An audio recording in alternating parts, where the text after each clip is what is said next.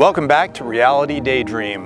This week's house, we're touring this amazing Italianate architecture built in 1859 right here in Tennessee. Wow.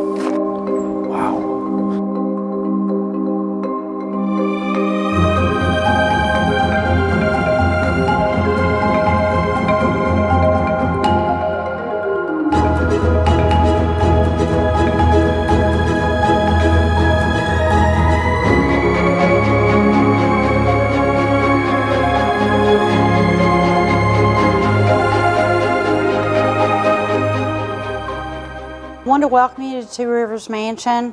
First off, we're going to talk about the property. And where we get our name from is a half mile to the east is the Stones River, a half mile to the west is the Cumberland River, and that gives you two rivers. The first property that was built, this house, a federal style house, this was built in 1802. This property, it was 1,100 acre, full plantation, that really never got off to its full start because of the Civil War. So we're going to go over into the 1802 house. And we're going in through the back. See the two doors? It's on the south side. On the front side of it, it only has one door.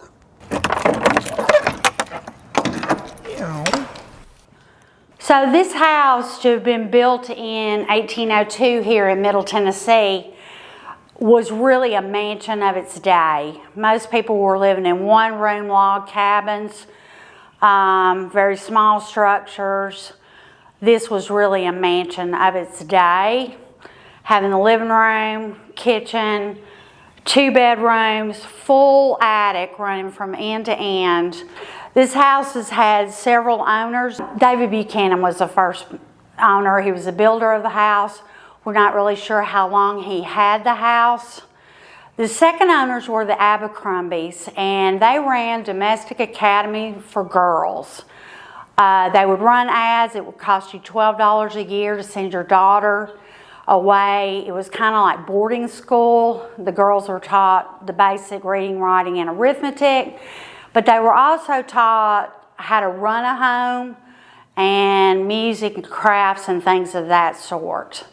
And then William Harding, when we say the name Harding here in Nashville, you think of Bellmead Plantation over on the west side of Nashville. That is our sister house.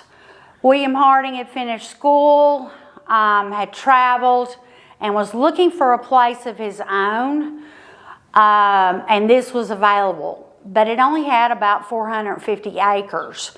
He started acquiring the land around him and got it up to 1,100 acres. In the meantime, got to know some of the neighbors, and out on Lebanon Road next to the YMCA, there's another historical house called Clover Bottom. And at Clover Bottom, the Clopton family had a beautiful daughter named Elizabeth. Now, William Harding is pushing 30 years old, which is back in, we're up to about 1830. That was pretty old for somebody to have never been married, no kids.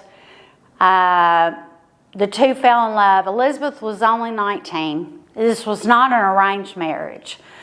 But they married. They were very happy living here. They were very anxious to start a family because of William's age. The second year of marriage, they were expecting their first child, very happy. But when Elizabeth was in the 8th month of pregnancy, William took a wagon into downtown Nashville, we're 12 miles outside of the city limits, but he doesn't return. He dies from what we now know as appendicitis. The baby is born. It was supposed to have been a boy, but it winds up being a girl.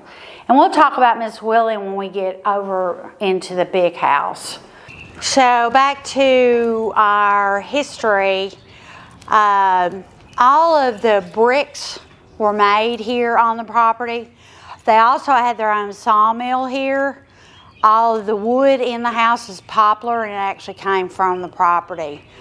But you can see these little footprints of a 2 to 3 year old child. The name Lena is stamped in there, and they just put her little feet into the mortar and stamped her name into it. Over here on this wall, we have David H. McGavitt, Miss Willie that I was talking about over there in the 1802 house, and their only surviving child, Frank.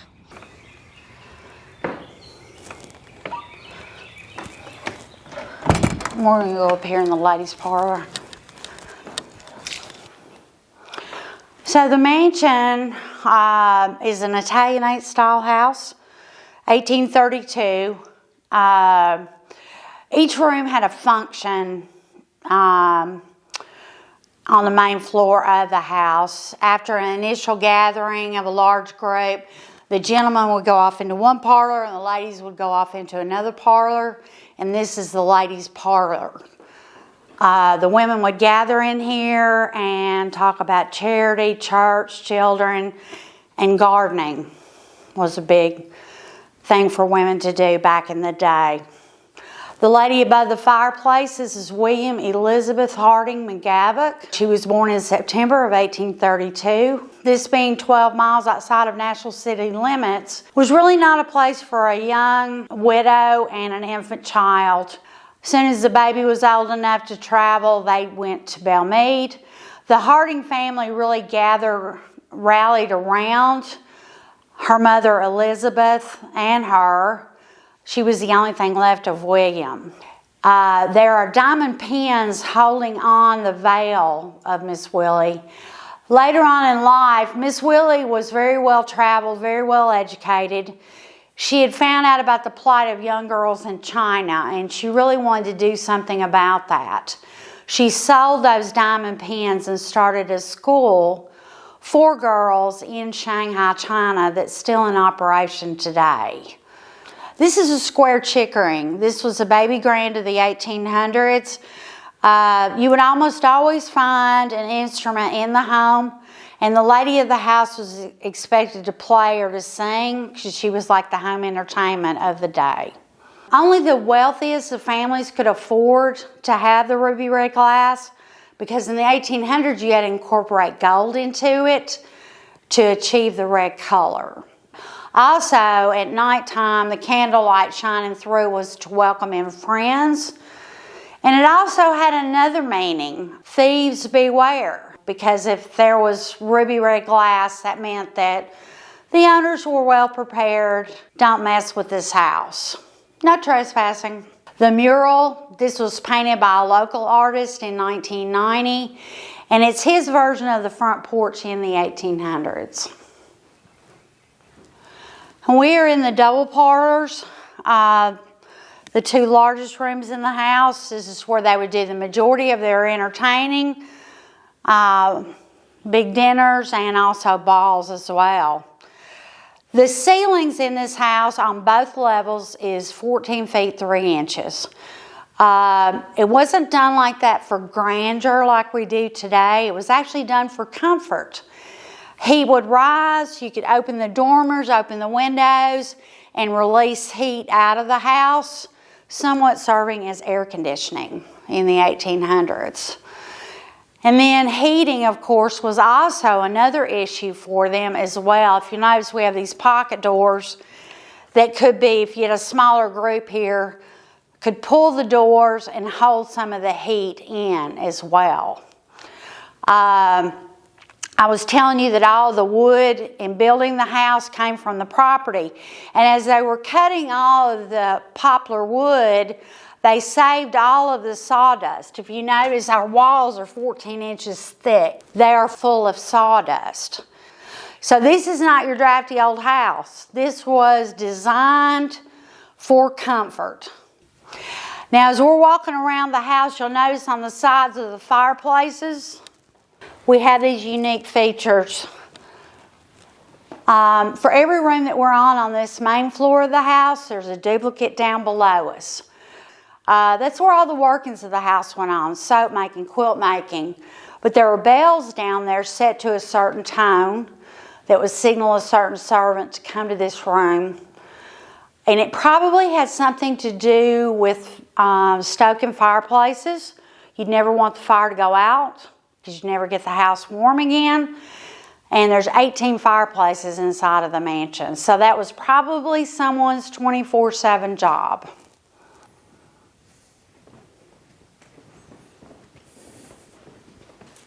And this is the love message. This was painted about 1880 by C.A. Lenoir. Lenoir is a French artist. Don't know a whole lot about him, except that if you notice the lady's fingers, the way that they are curved laying on that mantle, that was a calling card for boudoir. And we don't know if Lenoir was a student or a colleague, but there was some kind of connection between the two artists. We have all of our original mantles in the house except for this one. This was a gift to the last Ms. McGavock from one of her wealthy admirers. And what a gift it was. You didn't put that in a gift bag. The mirror over here on the south wall, this came from Stanton Hall in Natchez, Mississippi. The French design pier mirror. There was one of a set of 6 that sat in their double parlors in that mansion. The last private owner of Stanton moved to Nashville in the 1920s and brought this mirror with her. It's unclear how it wound up here at Two Rivers. But it is ours and we're keeping it. It's got 24 karat gold leaf. It gives the illusion that it's resting down on the pier, but it's actually up on the biggest bulge you've ever seen on the wall. They would have had a lot of mirrors in their home, and it wasn't that they were admiring themselves. It was to reflect as much natural light as possible before electricity. Well, we are back in the dining room. For a house of this age and the size of the house, this is really a very small dining room, making us think that they used the double parlors for their entertaining. When it was just the family here, they would take their meals in here. The tapestry above the sideboard, this is all of the historical houses over here on the east side of Nashville. A lot of times when you're thinking about historical houses here in Nashville, you think they're all over on the west side or one in downtown Nashville. But we have a lot of these historical houses that are privately owned and some are publicly owned. On the back wall, there's a drawing from 1880, and this is W.W. Clayton's History of Davidson County. This etched drawing was in this book, but the thing about the drawing is that the mansion has not changed at all, other than the fact there's a gentleman standing to the right on a little open-air veranda. That was enclosed to make a bathroom in 1929. And we are in the back of the house. And I always thought it was odd that the large staircase is in the back of the house. Well, if you're looking at Two Rivers from the very front, we have these jet outs over on the right side of the house. And it is an Italianate style building. So it gives you the look and the feel, even upstairs, of a hotel or a villa. So I didn't realize till I went down to Natchez, Mississippi and went through several of their historical houses. Pretty common. The carriage house was in the back. The family came in and out through the back. So they put the large staircase in the back of the house. The front stairwell is much smaller, and that would have been for guests. And back then, if someone comes in our house, we show them everything. We show them our garbage cans. Back then, things were zoned and much more strict. Guests did not go upstairs unless they were overnight guests and invited to go upstairs. So, we're going to go up and look at some bedrooms. So we are in one of the 5 bedrooms in the house. This is the only pass-through bedroom. Leads us to believe this was probably a wet nurse or some upstairs night staff that stayed in this room. It's also the room where the elevator came up into as well. Here's another large bedroom. They're all 18 by 20. Another odd thing about Two Rivers and its build, our ceilings are 14 feet 3 inches on the second level. They usually would not spend the money, but they did on this house, all for comfort.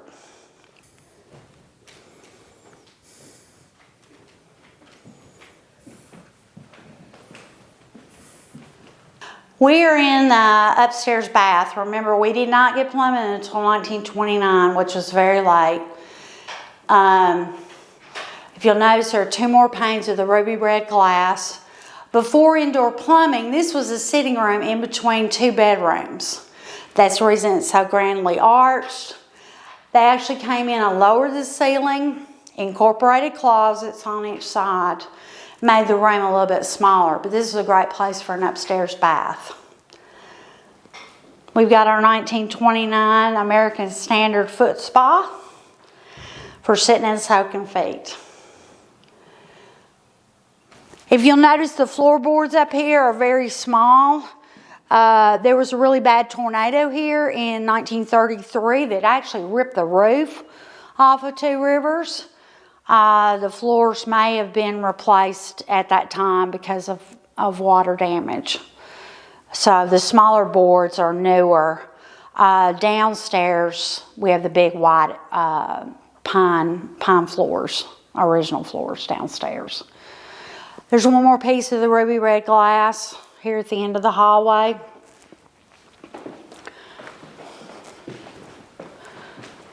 And we're going down the front stairwell, which is much smaller than the big stairwell we came up. And I wanted you to notice this. Do you recognize this face? No. No. Okay. Right. We were just looking at her upstairs. Okay. She's the deceased daughter. Do you know what this is? I don't know. This is a death portrait. Okay. A lot of children would not make it to adulthood because of lack of immunization in the 1800s. This is Bessie Bransford.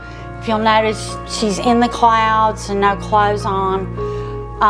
Before the passing or soon after, they would summons an artist to do the drawing. Today, we can take a picture anytime, anywhere that we want. They did not have that luxury in the 1800s, but these would hang as a memorial to a deceased. It was mainly children. They did some adults, but it was mainly children that they would do. Okay.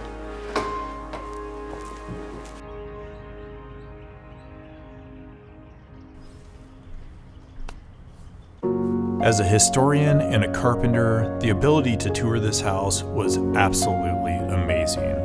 The fact that somebody's granddaughter or grandson can look at this house and say, my grandpa built this house. Or at the end of the day, a carpenter could look at his hands and look at the house and say, I built that. Like, to me, when I build something, there's this great sense of pride behind it. Some amazing carpenter, some amazing mason or brickmaker, all these extremely talented individuals worked on this house and made it to what it is. It really is a piece of art. I want to thank Two Rivers for allowing us to come and look at this property. And you guys, this is not even half of the tour. So if you yourself want to go to this property, it is open to the public. They do tours like 3 or 4 times a year. And I even heard there's like this really fun Halloween tour where they make it all scary and everything. So if that's your thing, please check out the link below for more information.